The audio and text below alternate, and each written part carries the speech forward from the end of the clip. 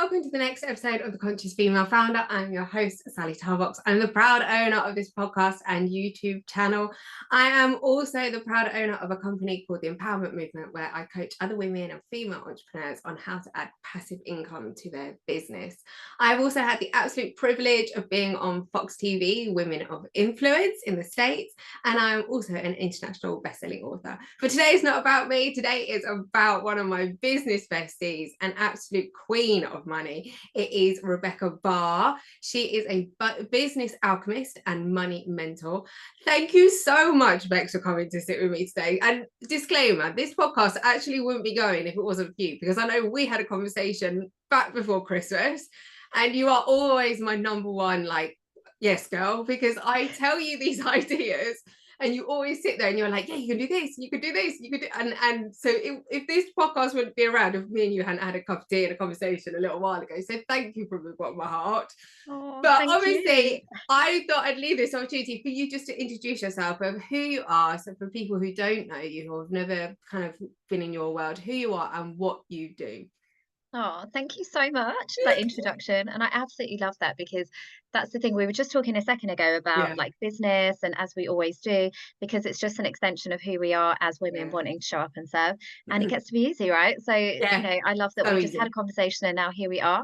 It's the feminine way of doing business. So if we are not yet firm friends, my name is Rebecca Barr. I'm also known as the Femalepreneur Coach.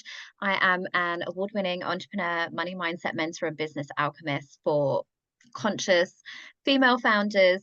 I'm also a busy mama to 6, and testament to the fact that when you are truly in alignment, in flow with what it is that you want, and your business, like I say, is an extension of what you were always meant to do, and you work in alignment with your human design, which is one of the modalities that I use for my clients, then you can do it all, right? You don't, it doesn't have to be super hard.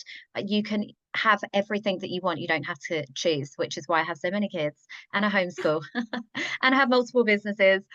And I get to show up and serve, because this doesn't even feel like work.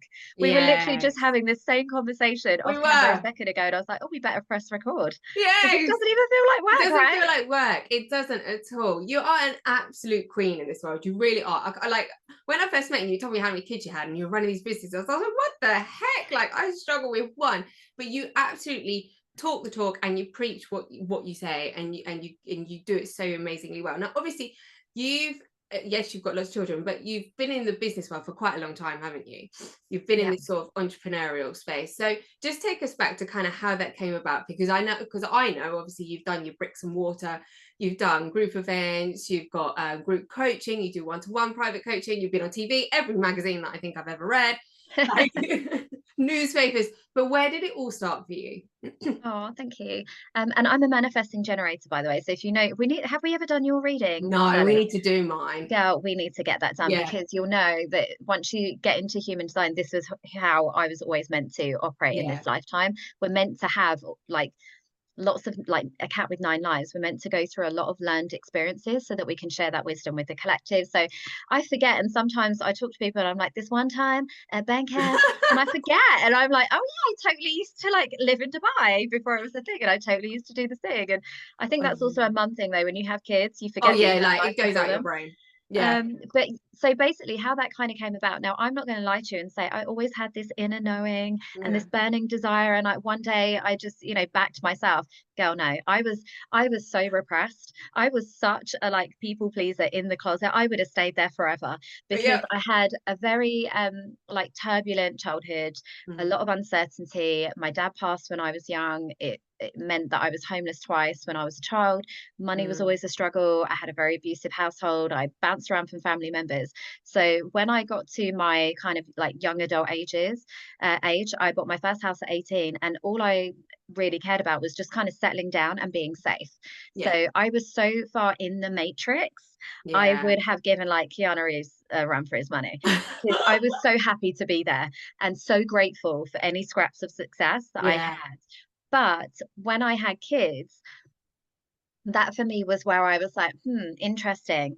Like suddenly my eyes started to open a little bit to and I was in my late 20s, so I think also, I'd been working so hard from such Yeah. a young age, 3 jobs at 16, supporting myself financially by 15, that I was a bit like, I'm kind of burnt out. And this isn't like, life isn't lifing like I thought it was Yeah. going to be, because now I've had these beautiful babies that, by the way, I was told my whole 20s that I couldn't have. Yeah. And I had to overcome a lot of struggles to even get pregnant. That I can't, surely can't be it. I can't have gone through all of that For to that, now for be this. leaving them every day Mm. to go to work. But I couldn't, because I never had a job that was, just turn up and go. It was always like required my blood, sweat, tears, and soul. Yeah. So I worked in London, I traveled. I was always an over a deliverer, people pleaser anyway, scared to take up space, scared to say anything that would, quote unquote, get me in trouble, or, because I was just so desperate for everybody's love and attention and acceptance, because I'd never had it. That I always knew whenever I had the babies and I'd be on maternity leave, there would just be this real ache that there must be more out for me. But like I say, I always felt like the right thing to do to keep them safe was to keep going back to work and getting that Yeah. steady Yeah. paycheck, especially as I became a single mum. And even more pressure, right, to do the right thing, to have your house, Absolutely. have a And I car, think that's where a lot of have people get stuck, isn't it? It's that that fear, kind of fear-based Oh, decision, isn't it? 100%. And Yeah. I didn't have anyone around me that was like, "No, girl, Yeah. you've got other talents. There's more." And we were definitely, that was the time before social media. Really the only online businesses could have was maybe an eBay store, which I Yeah. did try. But every time I was like, "No, got to go back to work." So then what happened, and I believe this happens for a lot of women, and actually it's such a beautiful experience. So side note, if you are having a moment in your life where you are like, this you're like kind of circling the drain, you're back against the wall, shit is just not working Yeah. anymore, and something drastic needs to change, like, I am so fucking happy for you, because what is about to happen on the other side of that, when you Gonna be officially huge. give yourself permission to just stop giving a fuck about what Yeah. other people think, magic will happen. And this happened for me, where I basically went to drop the kids off in the morning to work. I was so unhappy, like I can't even tell you, I used to cry all the way to work. Oh. And then, but equally be like, be grateful, be grateful, be grateful. Yeah. Like, at least you've got a job. This is a privilege. Like, stop being a whiny, ungrateful bitch, because you want to also spend time with your kids. So I would literally have that constant dilemma, making myself feel bad and wrong about everything. Went to Mm. drop the kids off one morning, and my mum didn't answer the door.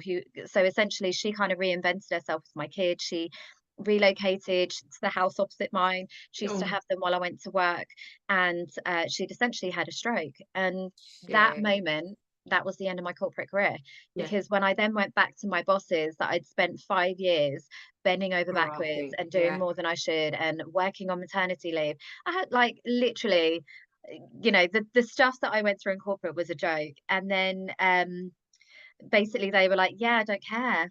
Like, if Yeah. you There. can't do the Yeah. job, then bye." It was like, "Are you joking?" Like, literally, I was so shocked. And that was that. So then I was like, "Well, okay, universe, I see you. I take it that this is a lesson, because it has to be. You can't It's got possibly to be be. trying to like test me anymore." So I literally sold my house, picked up my kids, bought a business that I thought was a turnkey business. So this was 10 years ago now. It A was a turkey bricks-and-mortar business, which business. was a barbershop, Sally. Oh Like, my. what's the F? My brother was wetting himself. He was like, "Have you even been in a barbershop before?"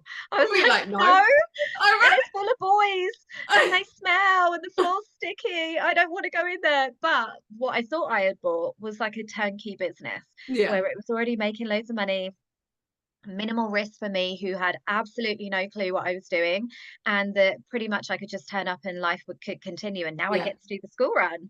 How Yeah. Exactly. Yeah. exciting! And I've created the life I Because that's wanted. how low I had set the bar in terms of my expectations from life. And obviously I got in there on the first day. Half the staff quit because they were, culturally, they didn't want to be led by a woman. And Yeah. they Yeah. Yeah. Yeah. realized that she doesn't have a clue what she's doing. So Yeah. I've obviously like left all my friends, because I've had to relocate to a place that I've never even been to, by the way, Sally.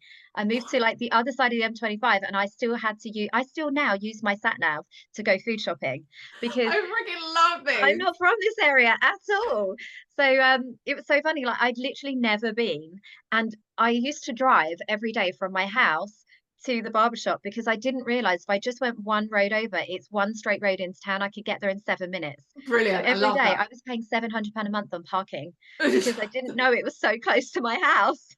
because I only knew like the way that you drive in your car, and it Yeah, it's felt one of really those, isn't it? complicated. So that was fun. Um, but That yeah, was a so that learning was curve literally for like me. yeah, it was a complete baptism of fire. That was 10 years ago now. And I always say that was the making of me as a woman, because, nothing will humble you more than having to go out in the snow with your Yeah, kids and hand out leaflets because your business is completely shit and like yeah, you've got no idea what's going on. And getting out of your own way, doing all the things that you thought you never could do. I would never yeah. tell you I'm creative. I wasn't a salesperson. I'm no good at speaking. And now I'm like, give me the microphone. Like now Yes. I'm so far out the other way, and I'm so grateful for that experience because it never would have happened. Like I've got Yeah, to say, it never would have happened unless that happened. yeah. My goodness. First and foremost, can you cut hair now or not? Oh, do you know what? It's so funny. So obviously, as part of getting to know my business, I did actually also so I expanded and got a ladies' hair salon and a beauty salon. And one of the things that I actually thought I should probably do is start to like maybe learn some of the trades Yeah. for myself. So I can definitely do like a one all over on the boys' hair, not a problem. Anybody can do that really anyway, thanks to lockdown. But I Yeah. started to learn hair extensions and also Yes. eyelash extensions until I actually glued our apprentice's eyes shut. And then I was like, yeah, I think I have no business doing any of Yeah, these I things. don't think this is for me. No. So, but I was like, yeah, good, like CEO, boss lady needs to get in and know her business. Then I was like, no, she doesn't. She needs Yeah. to step away and let Step other people away. do I'm it. okay being at the behind the scenes running the business. From the strategy perspective, I leave all the other stuff to you guys. Yeah. So obviously, so you've done all of that. Now, where are you at the moment? Because I know, obviously, like you run group coaching, you do a lot of events as well for women. You are a girl's girl. Like, and that's why I think me and you click so well. Like, because we love supporting other women in business. We love seeing them through their journey, and it is very much about the energy and the exchange of energy and supporting each other. So, Yeah. what are you doing at the moment? Like, what is your focus within your business? Because obviously, you don't have the barbershop anymore. No. Like, So that how when far have you come? yeah, that went a couple of years ago, actually. I think after COVID and having that mental reset again, manifesting generator, we're meant Mm, to like essentially have seasons yeah. of our lives and Yeah. personalities and all the things, and then we kind of move on. So for me, returning to that energy after COVID just didn't have the same inspiration because Yeah. my coaching business was then my new kind of chapter. But what I would say actually, it was quite an interesting transition for me. So this wasn't like my journey to coaching wasn't just like, oh, there's an opportunity to make money. Yeah, It was a very gentle, organic, natural I transition like that. because I am a helper by Yeah, nature. yeah, And same. I got very lonely, I think, in my business, being surrounded by men all the time. And it's quite interesting to me because in my corporate career, I was always in male dominated industries. So I Mm. worked in rail, I worked in construction, in telecommunications. Like, and I used to love that because it was very refreshing. I've got ADHD. Yeah, I say what is on my mind to a certain extent, obviously still quite a people pleaser at that point, but still, but I found a safe space with men, working with yes. men, because you could go to a construction site and they're like, so Oh, we're just going to pull him in and get rid, because I worked in HR, we're just going to pull him in and get rid of him, yeah. And I'd be like, absolutely not. And you could literally be that direct and that blunt and they would love it.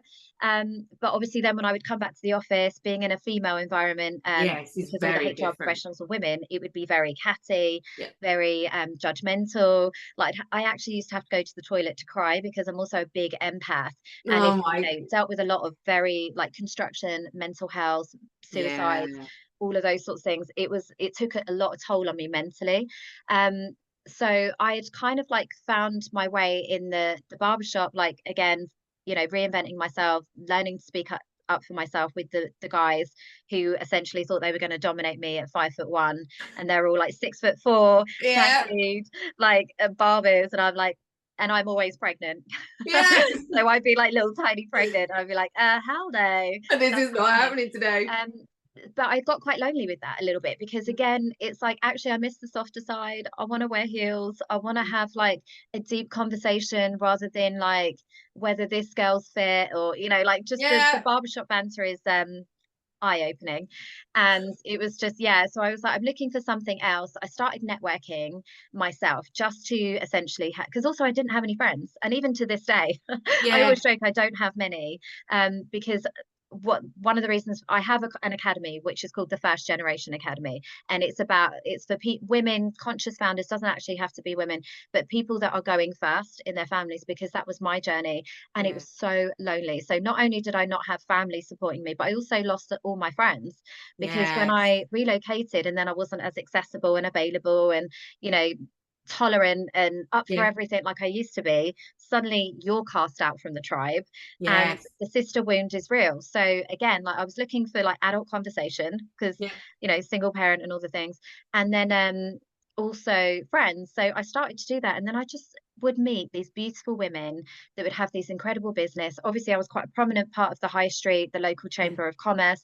I really felt like I need to like have a say in the development of the area that I'm in and the high Yeah. street. And, you know, that's, as women, we have to do that. We have to start Yes. thinking beyond our own needs and Yeah. the legacy and the impact. It's one part the UN, part of Yeah. like the local government initiatives and all the things. So and what I kept seeing was I'd see these incredible women at one meeting, and then either I'd never see them again, or they would just, or they were like completely missing the point on their Yeah. business. They were like not there to make any money at all. It's like they almost appreciate the free sandwiches, and I'm like, really, this is disgusting.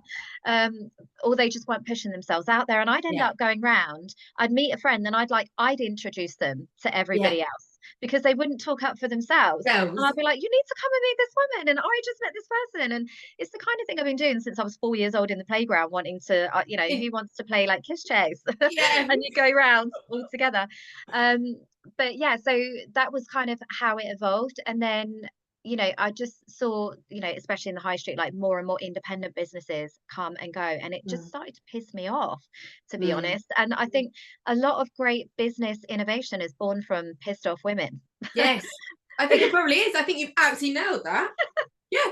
So that was it. Essentially, I just started to just you know, start to help people, and then, you know, on the school run, over coffee, have these little chats. And as we were saying before, the problem with that is that, you know, we'd keep catching up and then nothing had changed because there was Yeah. no skin in the game. Yeah. And Yeah. that is the one thing that I would say, versus men versus women. Men are very logical. If they want Yes, to they build a are. business and they know that there is a skills gap, they need something, they will get it done. There's Yeah. no like moral dilemma about, am No. I worthy? Yeah. Is it okay? No, they get it. You It's know, am I strategy. stealing money from my children? Like, they will just be like, well, there's a thing, there's a solution, I'm going to go get that solution. Yeah. And that for me was obviously, you know, why I've leaned into like utilizing so many different modalities Yeah. with my clients, because I've realized it's so much more than just, this is the blueprint, do the thing, Yeah. because there's so much more that comes into context for women.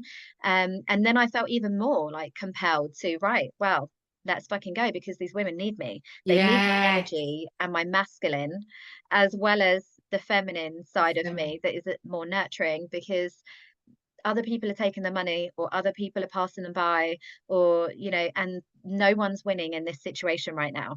Yeah. Like these, you know, they're having to go back to corporate, they're Yeah. having to have one foot in, one foot out, they're only scratching the surface of their potential, so they're continually disappointing themselves every time they don't get those results. The Yeah. clients are not being served because Yeah. they don't even know that they exist, you know. And I just Yeah. got really pissed off about those things, and I was like, right, I'm going to be a coach, and I'm going to do Yes. this thing. Yeah. And then COVID obviously happened couple of years later, and Mm. I think that was just that, again, that nod from the universe. Not that I think, I'm not narcissistic, I don't think COVID actually happened for me. But Oh, yeah. but I'm sure a lot of people, it was a pivotal moment for them, and it Yeah. was the Yeah, same for for me. sure. Like, I'd kind of been ticking along and doing the thing, Yeah. but actually it was like, no, let's go, bitch. Yeah. Like, Let's this go. is Let's how go. we make the world better.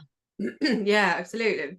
Now, Yeah, would you obviously, say the same for you? 100%, 100% is where I started really pushing my product-based business. And that's where I then like really, because for me, I obviously started with a product-based business, and it was like, it was one of those things I was sort of playing with. And I guess COVID gave me the opportunity to sit there and be like, right, you're going to fucking learn it now. Like, you're really going to learn everything, and you're going to try everything, and you're going to market in every single way, learn every platform, every tool, everything like that. So it was for me definitely a rocket that I needed.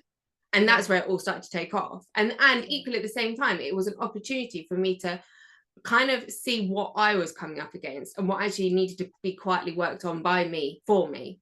and actually take that time to invest in myself. And that's where then, when you couple the two together, when you coupled like the mindset and the business and the spirituality alongside the business and the strategy, that's when it all went. Yeah, that's so beautiful, and that's so needed. It's like the masculine and the feminine. Yeah, it was.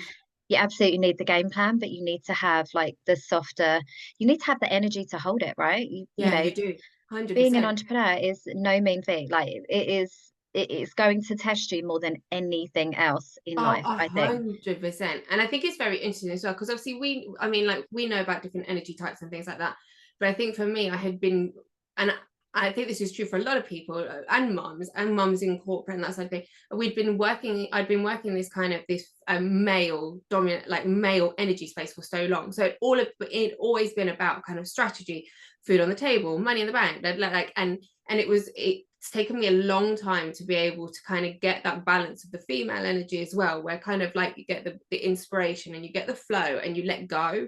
And it kind of, then when you couple the two together, that's when the real magic really, really starts to happen. Oh, definitely. Because I always say about with my barbershop, again, one of the reasons why I talk about the money, but it's not really about the money. It's about our relationship with ourselves. Mm. And when I started the barbershop, again, surrounded by very masculine energy, and it's a 7-day-a-week business. And, you know, I mean, these barbers were like animals. They would be out till like 4 a.m, and then they would I get up bet and they do a were. full day. Yeah. And like nobody else would know. Like they're flawless. Like they were all incredible at what they did.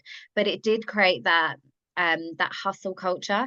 And I Mm. think as well, I came up through the boss babe era and I talk about this a lot because I'm so fascinated by the founders now. I've met Daniela, and Yeah. I think they are incredible at what they've done at what they created, but they have both done such a U60, like whatever the Yeah. word is, 100 and what is the word? 180. No, Yeah, that's it. 180. I'm like, what am I talking about? U60? What the hell is that? Honestly, ADHD is real.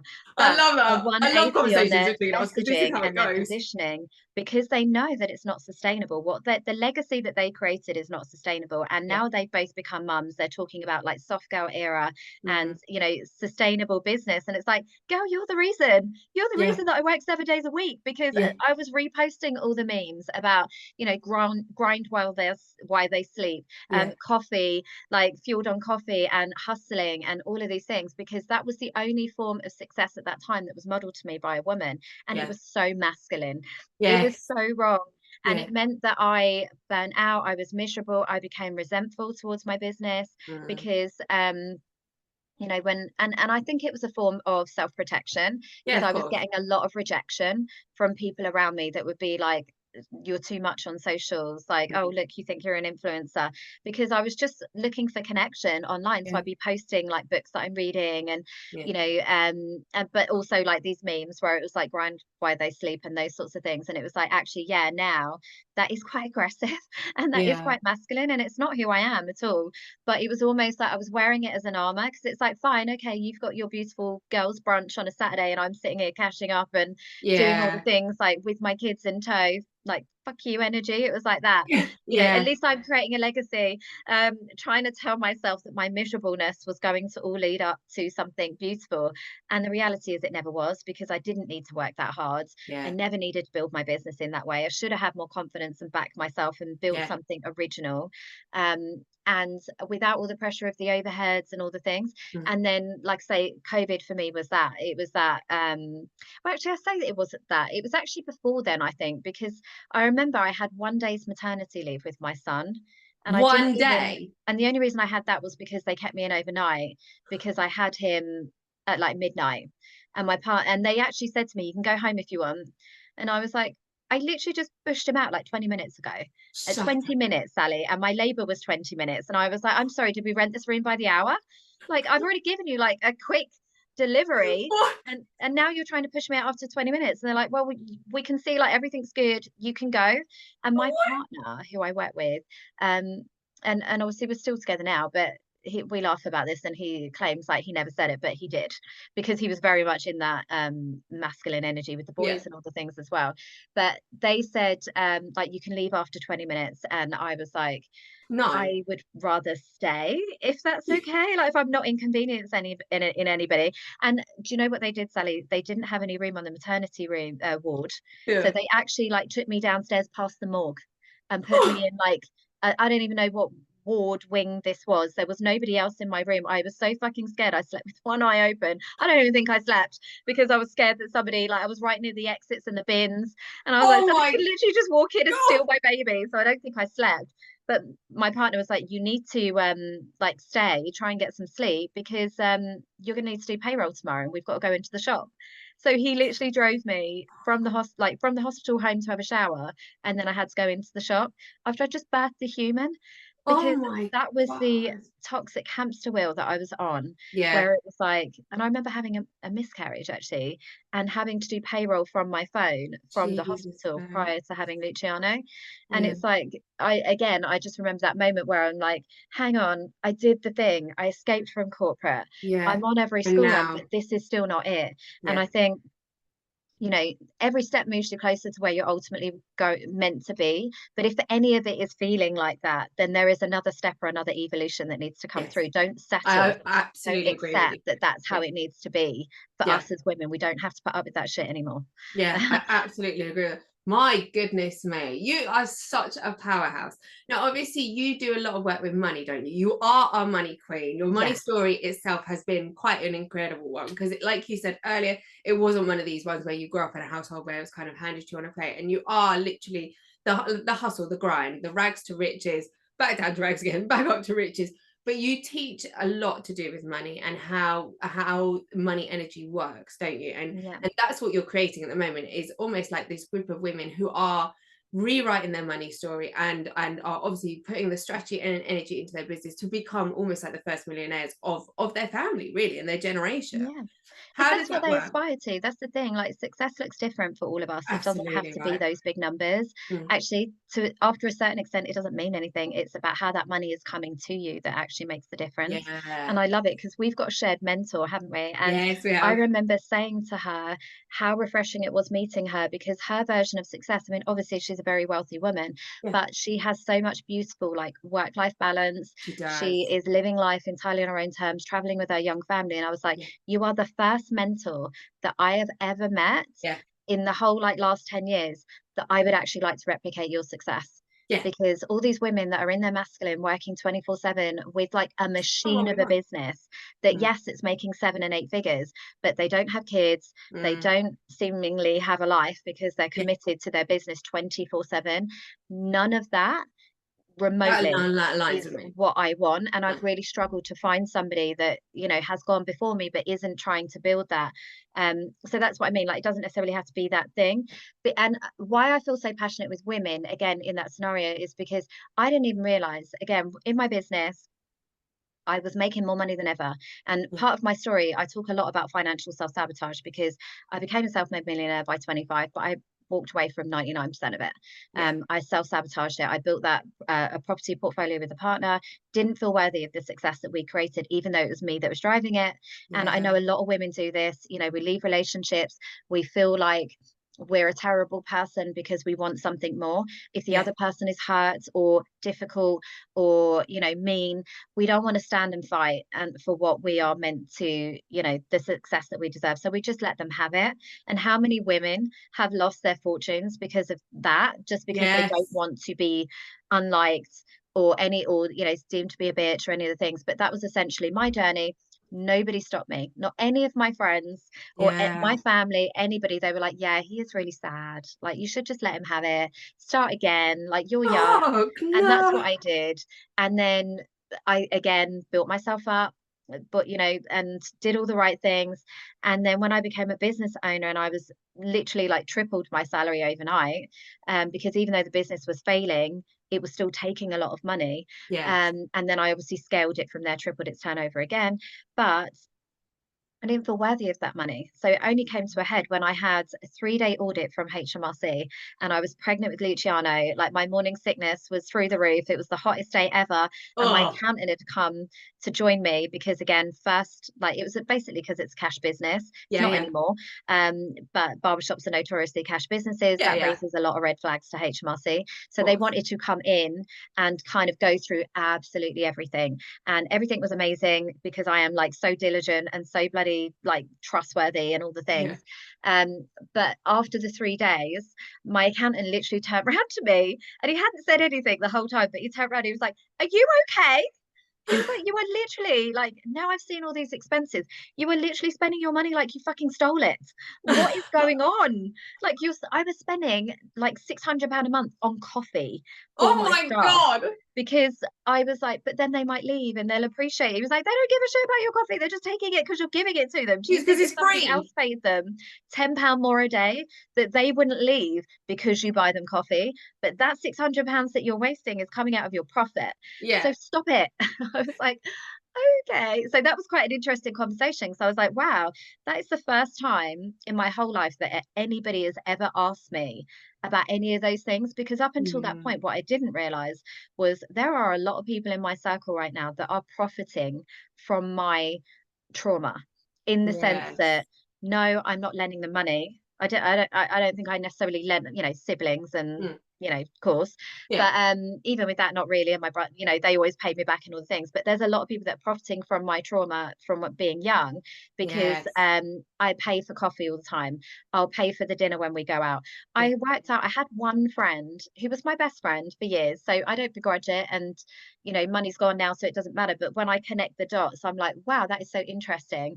Because holidays, I paid for her to go to Mexico, New York, Brazil, Jesus. Tenerife, Thailand. Like, I paid for these holidays willingly because I didn't believe that I was worthy of them paying for it themselves, or that they would have the money. So whilst I'm working 3 jobs at 18, working Mm. till 10 o'clock at night, and I purposely got a second job in Watford High Street so that when my shift was No. done, I could go and join them in the bars and the clubs. And while they were then sleeping it off, the next day in their onesies, I was getting up at 7 o'clock and I was starting my next shift at 8 o'clock. And I was there for like 14-hour shifts. But I'm the first one at the bar, buying the rounds, paying for the Yes. cabs home, dishing out the cigarettes because it was the Oh, it was thousands, that like the era. Yeah. Yeah. 2000s. And I was like, interesting. Like, what part of me? And at the time, it was just like, yeah, of course, I'm making more money. Go, you're working 3 jobs. That's why you're working. That's That's why why you're you're making more making more money. money. But I didn't connect the dots on it. I was so, because I got my first house at 18, they were still very much living at home until Yeah. they were nearly 30. Yeah. Like, who really won in that scenario in the end? Yeah. But yeah, Yeah. it's It's interesting, isn't it? interesting, isn't it? It's kind of then you start to think, it's almost like, did you feel a sense of unworthiness within the relationship? Do you know what I mean? That you had to Oh, show up in that absolutely. particular way to Yeah. almost like, I guess, be worthy of the actual relationship, when actually in reality you were always worthy of anything that you ever wanted. Oh, of course, we know that consciously, but if you've Yeah. got a belief system, here's the thing, you will only ever receive the 100%. amount of money that you feel safe to receive, which will be based on your childhood experiences Yeah. and your parents' attitudes towards money and what you experienced as a child and what you feel worthy of receiving. And that is all about your relationship with self Yeah. and what happened to you growing up. And I talk a lot about trauma, which, there's big T trauma and, like mine being homeless and all the Yeah. things, but there's little T trauma because it's relative. And there's development windows throughout our childhood that if you experience some kind of trauma Mm. at that stage, how it's going to then impact you as an adult. So for me, I had trauma at every stage, which meant that, when you get to your early teens and it's your time to start forming friendships and friendship circles and Mm. self-identity and self-worth and what is accepted by your tribe. If you Yes. experience any trauma at that age, that then ripples out into your relationships with friends, Yeah. and your ability to make those connections as Yeah. an adult. And essentially, I ended up.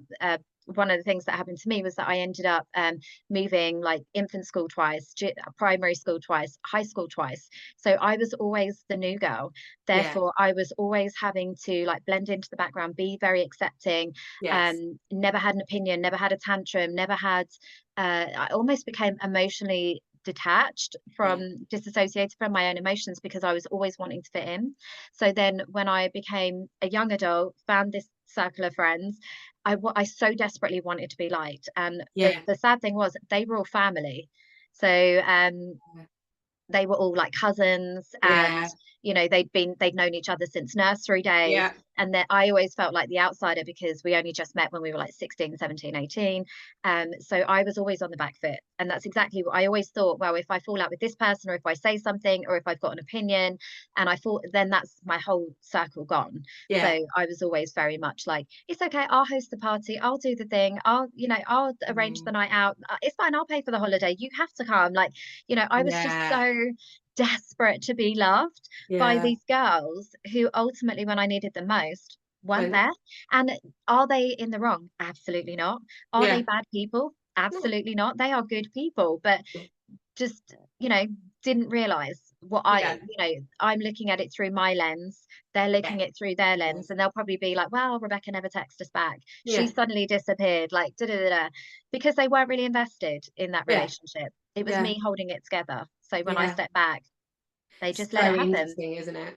One of the things I want to ask you is what I find a lot is like when women, obviously, when well, going back a little bit, like in your story, when you obviously were in that space where obviously your mum had a stroke and stuff like that, and you were like, right, I've got to set up on my own, I've got to do something. See a lot of women kind of there's two types of women I see. Like obviously the women that have set up their businesses and they're working really hard and they're doing really, really well from it. But obviously at some point it's kind of life has brought them to that kind of crossroads. And then there's the other type of women that obviously want to make the break, want to make the change, but almost feeling very much, I guess, stuck in a sense, right? Mhm. And like you said, like we kind of celebrate that because like that's actually like when someone says that, I'm like, that's a really good sign. I know it feels horrible, but it's actually a really, really good sign because it's clearly telling you you're somewhere where you shouldn't be in life, right? Yeah. But obviously it takes a lot of, I guess, courage and confidence within yourself to kind of make that break. Did you ever feel like that? Have you ever come across those moments where, I guess, like for you, like the confidence in yourself or even the feeling of kind of imposter syndrome has ever kicked in and you've kind of felt like, I want to do this and I'm going to go with the strategy and the male energy and that side of the business. But like, have you ever lacked in the confidence within business or making the break or making the change or this kind of I sense think of imposter syndrome? I think we all suffer with it to a certain extent, but what I realized very early on is that you have to do things that scare you to prove to yourself Yeah. that you can handle it. Yes. And I almost am grateful, like I say, for the trauma that I've experienced. I've never had Mhm. an out. So I've never had the option to not do something. Like I've never Yeah. had the option to, um, and it's quite interesting actually, because my sister and I always use her as an example, and I've had these conversations with her. So it's not, and I again approach Yeah. it with love and compassion because we're all doing the best we can with what the Yeah. tools that we have available to us. I've done the work, she hasn't. Yeah. But where I have, like I say, we've both experienced similar trauma. That has become her whole identity and her Yeah. excuse in life why she can't move forward or take action. I have never had that choice because I've always been the perpetual single parent. Yeah. I obviously have a partner now, but I am the sole income earner for Yeah. our family because I have the most potential and the baby's young and I need the help. Yeah. So I've never had that out to have a breakdown, have a like not do the thing, not Yes. take the action because there's always been too much on the line. And I'm very grateful for that because what has then happened is that I've proved to myself again and again and again, fucking hell, I am amazing. Like I might not have been perfect, Yes. might have been a little bit sloppy, I definitely might be a little bit cringe when I think back on it, but I did the thing and I didn't die. And actually now I've mastered it. That's another thing I can tick off my bucket list or my, Yeah. add to my toolkit that I can do. And I think it's about giving yourself permission and grace to just do the thing, even if it's like a car like if a shit show, or I'm trying not to swear, Oh, but it's fine. Don't worry even if about it's a it. car wreck, at least you've got a funny story on Yes. a night out with a glass of wine. And Yeah. that's the thing, I've never taken life too seriously. I've always approached things from a place of curiosity, probably Mm. from this emotional detachment, to be fair. It's probably a trauma response, but I've never like really internalized too much like about my self-worth because ultimately I don't have time for that. Like we only have one life, Yes. and all the things. And I would say if you've got somebody that because nowadays it's very different. There's no end of opportunities that you can Yeah. take to at least start taking those steps Yeah. without selling your house and relocating your family and burning your life to the ground. If I was in that situation today, I would take very different steps. But what that would look like is if you are a woman who is like, I kind of have this inkling, I kind of want to do this thing, but I am not sure, then what, like I say, don't leave your husband, sell your house and all the things. Just give it a go. Like, give yourself Yeah. permission to have a go. You can very organically, very gently build businesses as side hustles, like you did with your product-based business back in the day. Join a network marketing business. Yeah. Because I remember listening to a mentor. Do you follow Grant Cardone? Yes, I do. Yeah, yeah, Yeah, yeah, and he yeah, always says you should do that anyway. yeah, So that was yeah, my first like step into business outside of the barbershop was I basically joined a network marketing business, yeah. and I just really enjoyed it because again, big on personal development. These are my kind of Big people on that are personal going development. somewhere, that are Mm, growth mindset, that mm, have kids as well, yeah. doing it from their phone and flexibly. And did I make loads of money? Hell no. I was No, fucking I never terrible. did either. Because No. as soon as I realized actually all the energy that I'm putting into this business, I could just put in my own. It's my own business. I did Yeah, that. then that for me was a very quick transition, but it got me moving, and it was Yeah, one step closer to where I was ultimately meant to be, which was coaching. So yeah, I did a few sessions on those calls yeah, because I'm a natural helper. yeah. So I think it's that, just giving yourself permission to take a couple of steps, whatever that looks like. Then when you've done it, you're gonna be like, wow, I really am a bad bitch. Who knew? Yeah, you are. And Yeah, and that's what I say to people as well. Almost like when it does feel scary to jump or to make the move, then that's the time to make the move. yeah, Because and I honestly truly believe there is no failure within it. Even if it doesn't do the thing, you don't get the result that you wanted or whatever, there is learning from it. And that will help in yeah. reprogramming your subconscious. Because even if it doesn't work out the way you want it, you will have learned something along the way. You will have 100%. I always 100% say you learned. get the results that you want or you get the lesson that you need. Absolutely. Yes. Yes. Yeah, Now, I know obviously for you and for me, we're quite spiritual people. yeah. We're big into our energy and things like that. How did your spiritual journey come about for you? Was it like, have you always kind of been that way? Or like, did you do what a lot of people did, read The Secret one day and you thought, oh my God, like, what is this manifestation thing? Or what is Oh my God, I spirituality? totally did read The Secret, like Yeah. cover to cover. Yeah. I think I've always had an innate knowing and a sense of energy around people. So Yes. I've always known when, and I think again that's a survival mechanism. As women, we're all inherently psychic, and it's got me out of a Yeah. lot of bad situations in life. So not to Yes. take too much of a dark turn, but just intuitively where I've known that I'm not safe, this is not okay, I need to get the fuck out of here. Yeah. Yeah. But also like divine synchronicities that have happened. Same. I always say I'm a writer, so I have a best-selling book also, and I'm writing my second book right now, and that is because I have so much appreciation for books. When I was a child, I had no sense of family or Yeah. identity within my current tribe. I was such a like always talked about, and it was a running joke that I was the black sheep, that I was Yeah. different to everybody else, black hair, black sheep. And I always look to reading to give me that connection to people outside of my area, because this was before social media. And I would read a lot. And I always, so therefore, these little seeds of there being more out there, this is not it, Yeah. were planted from a very young age. And I used to be like Matilda, I could read a book in a day. I was Yeah. obsessed. And then when I started to get into personal development, again, that was just another way of connecting with people that were giving me confirmation that how I was feeling was not wrong. I was not the Yeah. one that was Yeah. ungrateful, that was like, because my mum, like bless her, in an attempt to try and keep me safe, would be like, God, you're never going to be happy. Like, Yeah. why are you just never satisfied? Yeah. Why is nothing enough? And I'm like, because it's shit. Because this is not okay. Because this Like, is because not I'm fucking right. miserable. Because this can't be it. Like, even especially when I had kids, how the hell did I get pregnant when I was just about to start IVF? With my firstborn, and I got pregnant when I was on holiday, as we were coming back to Yeah. start IVF. How the hell does that happen after 7 years of trying, and then I've got to go back to work and leave her for like Does it? Yeah. 13 Yeah. hours a day? Like, what? What the That is fuck? not it. Like, that No, is not it. that's And not I life. just always had this sense of like justice, and I think that fueled my love of wanting to know more. And then obviously when things like The Secret and Yeah. books and stuff came along, it was just confirmation of that.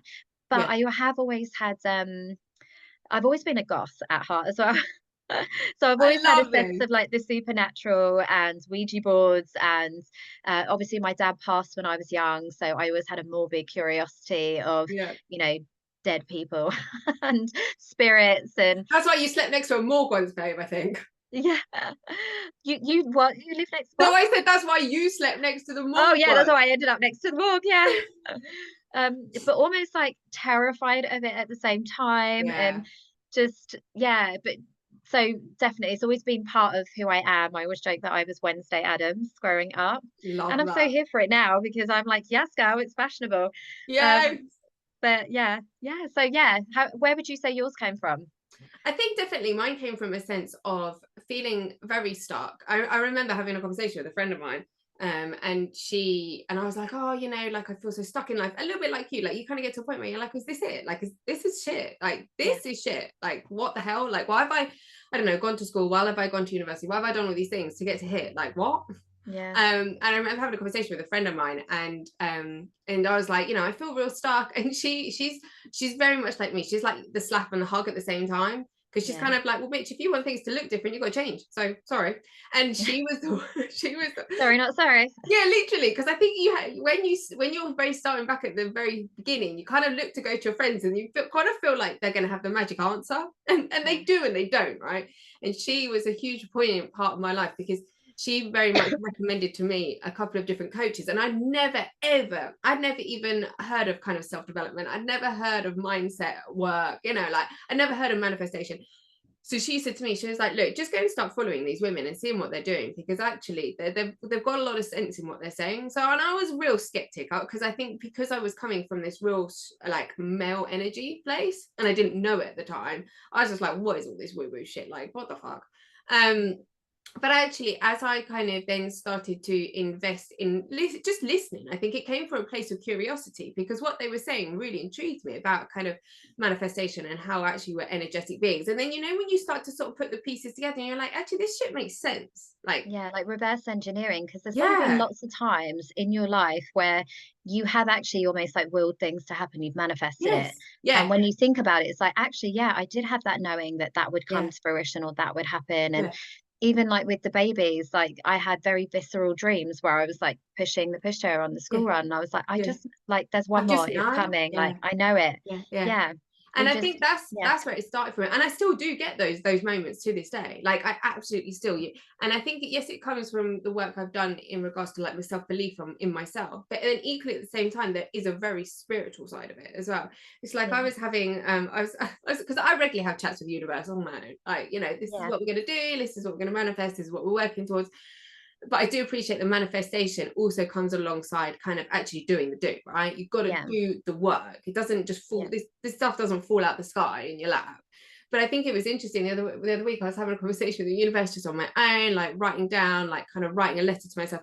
And I was like saying, oh, like I really want to see some butterflies and some ladybirds, and I didn't really think anything of it, because I was like, I know this thing that I'm kind of working on is coming to me, but I just got to be patient because it's timing, right? And you can sit there and will something into, trying to be like, yeah, it's gonna happen now, and it doesn't, right? mm, And then it was like I went to sleep that evening, and I had the most vivid like dream in color. And I don't ever get that, really. Like I think it's happened to me once before, and I was dreaming that I was kind of like walking through, and all these butterflies were coming through, and all these ladybirds. And then sure enough, when I woke up, there was a ladybird sat right on my bedside table next to me. And when you're like, wow. what It's those the, undeniable moments, isn't it? it is, it And I completely, remember I was working with our mentor, and she'd said that I had a parasite in my body. yeah, And I do think I probably had something separate, but there was just, and I had like baby number 5. I was good. I felt like our family was complete. Our family number is 5, so I was like, that's good. it was There good. was no part of my awareness that thought that I had a desire to have another baby. Yeah. Um, the only thing was there was a little bit of trauma around Aviana's delivery, and all that personally, and I just thought that that was a shame. Like if that was my last baby, that's a shame that that was Yeah. kind of my experience. So I think I had opened the doors with that kind of Yeah. half a thought where it was like, oh, I guess it would be nice to have another one, because then I could kind of, it's like a do-over, isn't it? Yeah. And literally my sign is butterfly as well, and I was like, wouldn't it be so funny if actually it wasn't a parasite, it was a pregnancy? And I thought, well, universe, if it's a pregnancy, let me know, and I want to see a butterfly. Yeah. So I literally was walking through the park with Aviana, who then got herself stuck in a bush, and I got caught up, and it was a chrysalis. So like a Oh. butterfly and a Yeah, yeah, yeah, chrysalis. yeah. So it was so early days.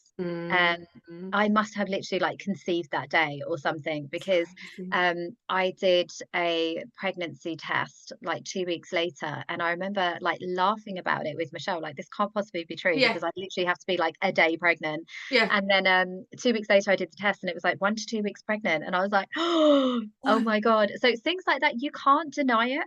I No, also you can't. manifested Simon Cowell. Yeah. Did I tell you that? No? Oh my God, it was so funny. So I was listening to a podcast. It was all about leadership. He was on it and he was talking about, no matter how high up you get in business, most business leaders' downfall is that they don't ask everybody's opinion. They're only looking for like the curated version Yes. from their Yeah. their number twos. So said he always makes a point of like asking everybody in the room what they think, even the people that are serving water. And That's I amazing. remember thinking like, wow, that's such a like I interesting like that. insight, because I intuitively do the same. I'm a collaborator by nature. So even my Saturday girl, like I'll ask her for feedback. So I was in the Yeah. barbershop at the time, and I just sat there on the school run and I thought, "Do you know what? Again, no agenda, no resistance, there was nothing that was making that bigger than it needed to Yeah. be. But I was like, I would love to meet Simon Cowell one day and tell him that, like how profound that bit of advice was, because he might want to hear it. Yeah. Like, you never You might know. want He to might hear how really grateful want I to hear am. that. And then literally, I swear to God, I was very pregnant.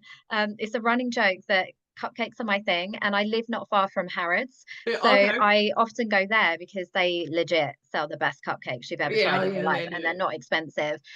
So I often go there to feel like a bougie bitch and just get my little cupcakes. So I went. He was only in there like the Stop. next day. And what was really funny was that I almost, in my excitement, because I could not believe that I had manifested I him love the this. very next day, I almost ran him over, because I kind of rushed up to him because I thought, I've got to go say something. Like, this is too much. Like, this is too This is much. too He quick. needs Yeah, to like know. I've done this. But we were in the toy section. I didn't realize he was there with his son. So I was like, oh my God. So I literally like run at him like a pregnant, crazy person with a bump that goes out much further than me. So we were practically touching. Um, and said like, oh my God, I've manifested you. I was literally like, "Da, da, da, da," and just had this complete verbal download. And he was so lovely. And he was like, yeah, I totally agree. I think you have just manifested me. And that was so nice to hear it. Thank you. And I was like, Yes. oh my God. I Like, so, love that he approached you like that. But yeah, oh, it's he so was cute, isn't it? lovely. Yeah. And I've done exactly things like that before. And it's when there's no resistance. When I think of something or it's something that I'm working and there's zero resistance, and then it'll be It like, just flows. and you're like, Yeah. Jesus. And then there's other times I'm like, right, I need to manifest this. Da, da, da, and it doesn't come. And you're like, Yeah. right, Well, if okay. it's Or not you get flowing, something different and it's like, yeah. okay, see, I universe, I clock you. Like there was a Yeah. different learning in this. There's something different that I need to take from this. And there's something different I need to learn from this. But that's okay. We're going to Yeah. follow the path. Well, this is the thing, like we apply so many meanings to so Mm, many things as yeah. women, and we make Yeah. things much bigger than they need to be. And if ever something is not flowing, then I always ask myself the question, like, what part of me doesn't want this? And Yes. it's part of my daily journaling, actually. So just as a useful tip, I always say, Mm. you had this at my other event, but I was Yeah. like, I like big butts and I cannot lie. Yeah. So when I say I'm going to achieve the thing, what is the Where's the but bar? that comes up for me? Yeah. What is the, yeah, but, you know, nobody's buying right now. Oh, you've got too many kids. You're really busy. Do you really want Yeah. to take on more work? Like, da, da, da. It will Yeah. be that. That is where the resistance is coming in, because the universe is not going to give you something that No. you can't hold, and you Yeah. can't. And again, like, this is why I talk about the money, because it's so much more than the money. We are talking Mm. about everything that you are physically, physiologically, emotionally, spiritually able to hold. Yes. And that's why I use so many different modalities with my clients. It's more than just a mindset. It's Yeah. a Yeah. very visceral, like like we use breath work, we use Yeah. EFT, we use hypnotherapy, timeline therapy. I'm even looking at feng shui at the I moment. love I'm it. learning I again, love that. Yeah. looking at getting certified in feng shui. What else do I use? Yeah, just there's so many different Yes. modalities because it's so many different layers. As women, we are very multifaceted. So Yeah. to think Yeah. that it's ever one thing Yeah. that is keeping you stuck, it's silly, because we're so much more complicated than that. Yeah. Yeah. You are my bad bitch. You really Yeah, are. You are my as are fucking you. I you love it, absolutely because here's the difference. You're the difference, Sally, yeah. in that, as you were saying earlier, like we had one casual conversation over lunch. We did. I gave you like a baton and you ran with it. Where I was like, Yeah. oh, did you know what you should do? You should do this thing. And you went Yeah. off and did it. That's the Yeah. difference. So Yeah. celebrating you too. I just and pre this conversation, you gave me another button, and I'm like, okay, you've given me a couple in the past, and I'm like, I just run with them. Let's see what happens, right? Let's just Yep. see what happens. Let's give Yep. ourselves permission to try.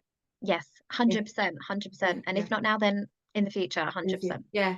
Yeah. Okay. So my last couple of questions for you. So obviously with business, your business is doing really, really well, and you're helping women all over the planet, and I absolutely love that. Like I that is like my soul food. Like for Yeah. you and me, it's always like business, travel, helping other women, sorting other women. What does the next couple of months or the next year of business look like for you, and what are you doing?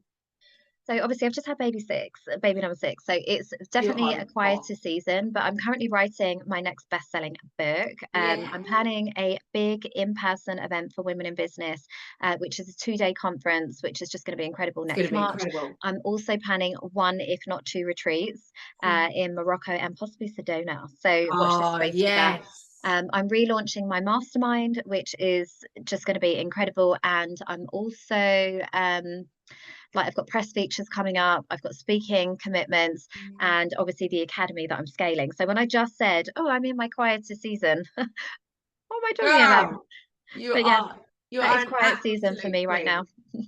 Yes, yeah, you are an absolute queen. Thank you so much. Okay, so my last and final question for you is, if you were to meet the version of you, what, like 10, 15 years ago, just after you had your first baby and you were kind of escaping corporate, but you were feeling this sense of stuckness or with your back up against the wall.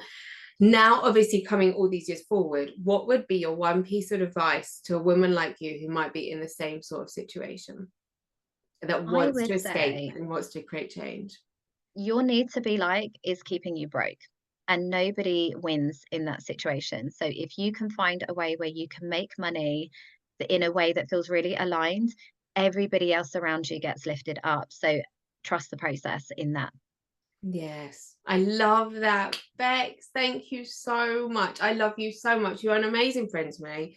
You are also an absolute inspiration as well. You are a business boss. You are a Oh, credible mom. I love you so much. And I'm so deeply grateful that you have sat and had a chat with me today and shared so much of your inspiration and your wisdom with so many different people. I will drop in quite a few links, obviously, that you've given me. So if people want to reach out to Bex and have a bigger chat with her or have a look at coming to one of her events or masterminds, then absolutely follow those links, and I will put them all in the show notes below. So thank you, my darling. I thank love you you. so much.